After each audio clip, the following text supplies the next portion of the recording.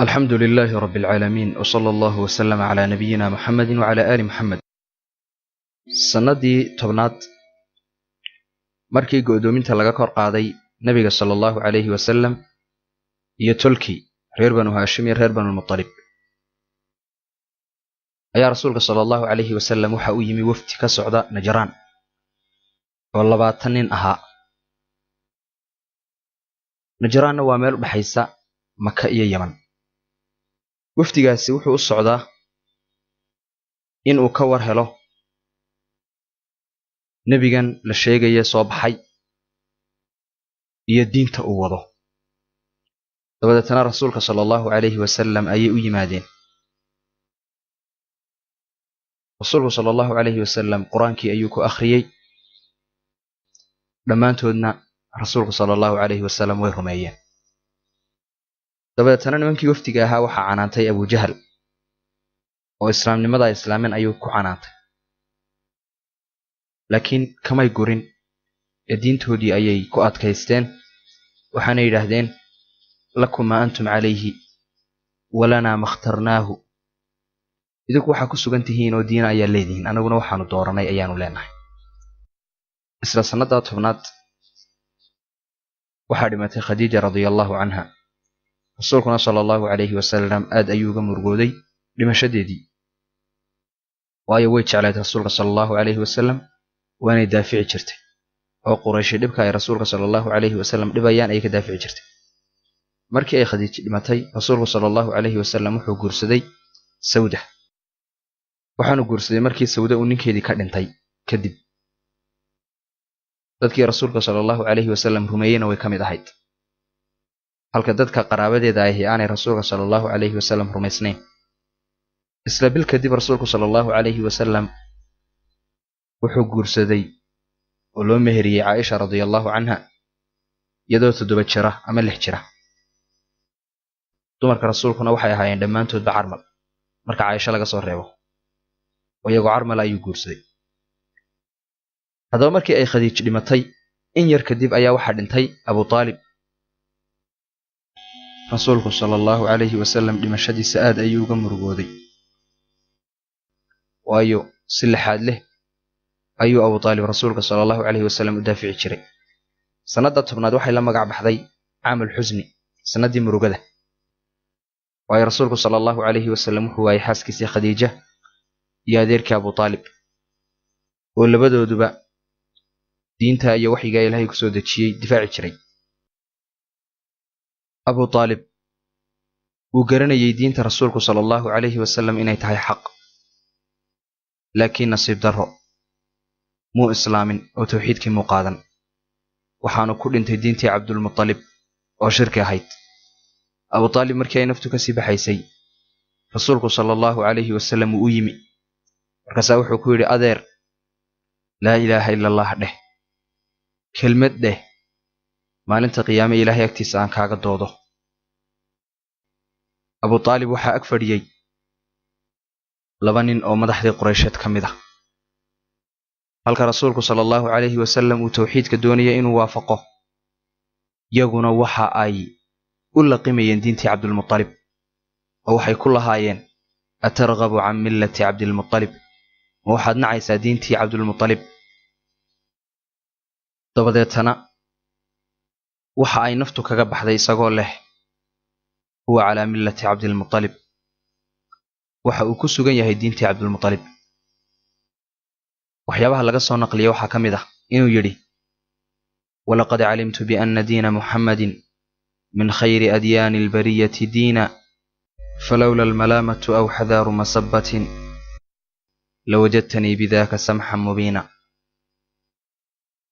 waxa uu leeyahay waxaan ogaaday in diinta maxamed ay tahay diimaha ta ugu khayrka badan.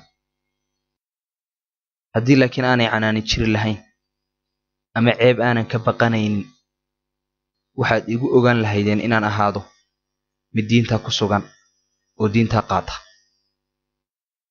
intaa kadib rasuulka sallallahu alayhi wasallam waxaa ku soo degay aayada qur'aan ah oo Allah uu leeyahay innaka laa tahdii man axbabt walaakina allaha yahdi man yashaa. nebi maxamed uma hanuuninaysid cidda aad jeclaato, oo hanuunka iyo hidaayada ma waafajinaysid laakiin ilaahay baa hanuuninaya cidda uu doono.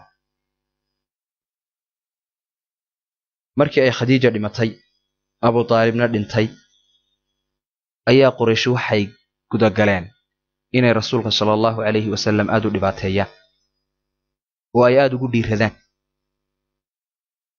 waanay dhibaateeyeen mar ay mandheer saaraan mar ay ciid ku shubaan intaba. haddaba rasuulku sallallahu alayhi wasallam markii uu arkay quraysh in aanay ogolayn inay dhexdooda diintu ku faafto ayaa rasuulku sallallahu alayhi wasallam wuxuu aaday Taa'if isagoo kaxaysanaya Zayd ibn Haritha. reer Thaqiif ayuu u tegey waxaanu ka dalbay inay u hiiliyaan oo ay u gargaaraan si dadka uu diinta Ilaahay u gaarsiiyo. dabadeetana jawaabtoodii waxay noqotay jawaab aad u xun. rasuulkana sallallahu alayhi wasallam waxay ku direen dadkii maangaabka ahaa iyo adoomihii waxaanay fareen adoomahoodii iyo maangaabkoodii in rasuulka ay caayaan oo ay shiidaan. deetana sidii ayay sameeyeen, rasuulkii ayay shiideen oo ay caayeen. haddaba sanadii 11aad ayaa ilaahay subxaanahu watacaala wuxuu rasuulka sallallahu alayhi wasallam ku karaameeyey al-Israa wal-Micraaj, in rasuulka sallallahu alayhi wasallam la guuraysiiyey oo la dheelmiyey. al-Israa waxaa loo jeedaa kaxayntii nabiga sallallahu alayhi wasallam laga kaxeeyey al-Masjid al-Haram lana geeyey al-Masjid al-Aqsa. micraajkuna waxa weeye kaxayntii laga kaxeeyey Masjid al-Aqsa samaawaadkana la geeyey. habeenkaa rasuulka sallallahu alayhi wasallam waxaa lagu soo faral yeelay salaadaha 5 ah. subaxeediina jibriil ayaa u yimi iyadoo jibriil uu barayo rasuulka sallallahu alayhi wasallam waqtiyada salaadahaasi ay leeyihiin. haddaba rasuulku sallallahu alayhi wasallam markuu arkay in quraysh aanay diinta qaadanaynin si adagna ay uga soo horjeedaan ayaa rasuulku sallallahu alayhi wasallam wuxuu u yeedhay oo diinta ugu yeedhay qabaa'ishii kale ee soo xajayey isagoo rasuulku sallallahu alayhi wasallam suuqyada maraya oo dadka ku leh qulu laa ilaaha illa allah tuflixu. haddaba dadka uu rasuulku sallallahu alayhi wasallam u yeedhayaa way isku jireen. qaarkood si wacan bay ugu jawaabayeen, qaarkoodna jawaab xun ayay siinayeen. qabaa'isha rasuulka sallallahu alayhi wasallam jawaabta xun siiyey waxaa ka mid ah banu xaniifa oo ah qabiiladii Musaylamatul Kadhaab. haddaba isla sanadii 11aad ayaa waxaa yimi magaalada Maka koox dad ah oo soo xajaya kana imanaya Yathrib ama Madiina. rasuulku sallallahu alayhi wasallam uu ka faa'iideeyey oo kooxdii u tegey waxaanu ka dalbaday in ay ugu kaalmeeyaan in diinta Ilaahay uu dadka gaarsiiyo. dabadeetana way rumeeyeen waxaana isku yidhaahdeen Ilaahay baan ku dhaartay waa nabigii ay yahuudi sheegi jireen yaana inooga dheerayn ee inagu aynu uga dheerayno aynu rumayno. waqtigii hore marka ay carabta Aws iyo Khasraj iyo yuhuuddu ay isku dhacaan ayaa yuhuuddu waxay odhan jireen qolyihiinan carabta awaanu ka adkaanaynaa waayo rasuul aakhiru zamaanka iman doona ayaa soo baxaya, markuu rasuulkaasi soo baxo ayaanu raacaynaa. markii ay dhulkoodii ku noqdeen ayaa dadkoodii waxay u sheegeen rasuulka warkiisii waanay u yeedheen waxaanay ugu yeedhaan islaamnimo. deetana rasuulka sallallahu alayhi wasallam sheegitaankiisii ayaa waxay ku faaftay magaalooyinka. haddaba sanadii 12aad ayaa waxaa yimi Maka 12 nin oo reer Yathrib ah. rasuulka sallallahu alayhi wasallam ayay la kulmeen cinda al-Aqaba ayay kula kulmeen waxaanay kula heshiiyeen inay islaamayaan.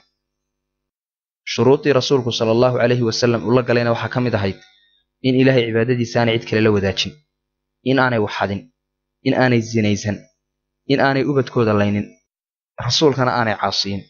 haddii ay arrinkaa oofiyaanna janno ay gelayaan. haddii waxyaabaha macsida ah ee loo diiday wax ka mid ay ku dhacaanna arrinkoodu Ilaahay uu yaallo oo Ilaahay hadduu doonana uu ka dhaafayo, hadduu doonana uu u qabanayo oo uu ku ciqaabayo. markii ay dhulkoodii ku noqdeen rasuulku sallallahu alayhi wasallam wuxuu raaciyay diinta islaamka barta oo diinta fahansiisa islaamkii ayaa wuxuu ku faafay dabadeeto Yathrib ama Madiina ilaa guri kasta oo guriyihii Yathrib ka mid ah uu islaamku galay sanadii 13aad intii nabi laga dhigay kadib